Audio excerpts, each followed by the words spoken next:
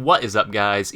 Arm here today, and today I have for you a video where we're going to be looking into the additional damage stat in Blade and Soul. Now, this stat isn't too complicated, it's pretty simple really, it's just an additional damage on top of every one of your attacks, so I figured to make this video a little bit more educational, we're going to go ahead and talk about the additional elemental damage stat as well. So this is a type of stat that comes from your Mystic badges, your Soul badges, or your Raven weapon. As you can see right there, for example, on the Gunslinger, 185% flame attack power bonus, or on my Pulse Mystic badge, 120% shadow damage on a successful dark shot.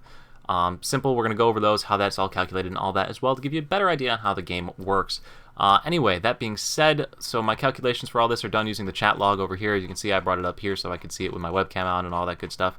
But yeah, basically fight the boss, do the calculations, and plug them into a spreadsheet to calculate everything. I'm not going to bore you to death with the spreadsheet, we're just going to look at the results. But if you wanted to look at the stuff, I'm going to put the spreadsheet up at some point, I don't know when. But anyway, here's the spreadsheet with all of the data, all the different logs, all the different trials that I did, recorded all the data and everything. So these first four columns over here are just looking at additional damage only. So to calculate the additional damage only, I used an additional damage hexagonal diamond. If you don't know what additional damage is, it is this stat right here on your menu. On your play infographic, you press P to get to this menu. Additional damage, if I take the gem off, it goes to 0. If I put the gem on, it goes to 35. Really super simple. So went ahead and tried it with 0 and 35, 0 and 35, 0 and 35, blah, blah, blah, blah, blah.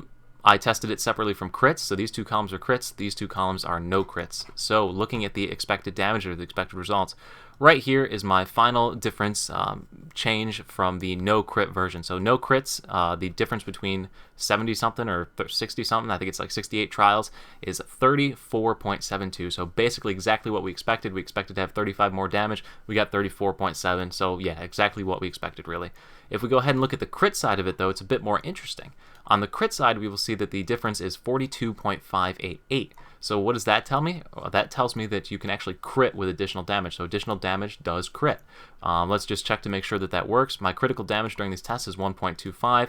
So 35 times 1.25 would be 43.75. So I should expect this number to be 43.75. However, it is only 42.6 or so. So it's a bit lower, but I'm just going to chalk that up to experimental error differences. You know, I figured if I do more trials, it would level itself out at that 43.75 number. So basically, all this is doing is saying that additional damage can crit. Now, is additional damage better than attack power? No way. It's not. This is just to give you an idea, you know, based on your character's weapons. Like, for example, the ring has an additional damage 27 built in.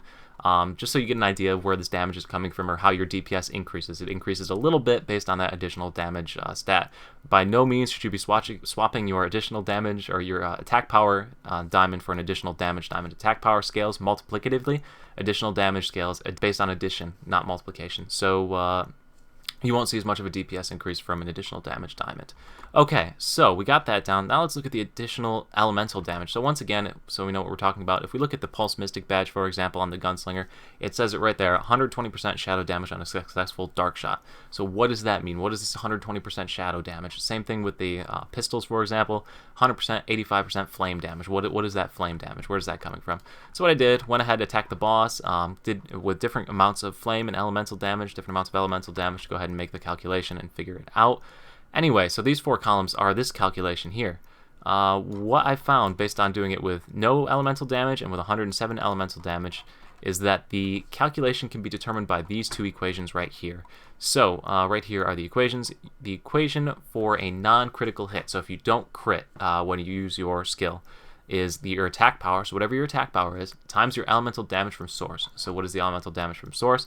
Elemental damage from source is the value that you see on the item. So for example, the Pulse Mystic badge is 120% shadow damage on a successful dark shot. So that multiplier is 1.2. That is the elemental damage from source multiplier.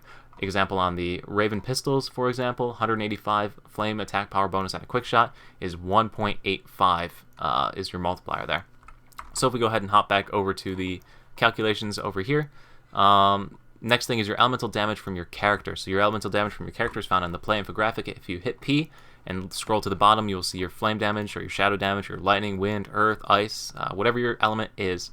you will see this damage here, and it is this percentage that you see right here. So for example, on this trials, I used 107.03%.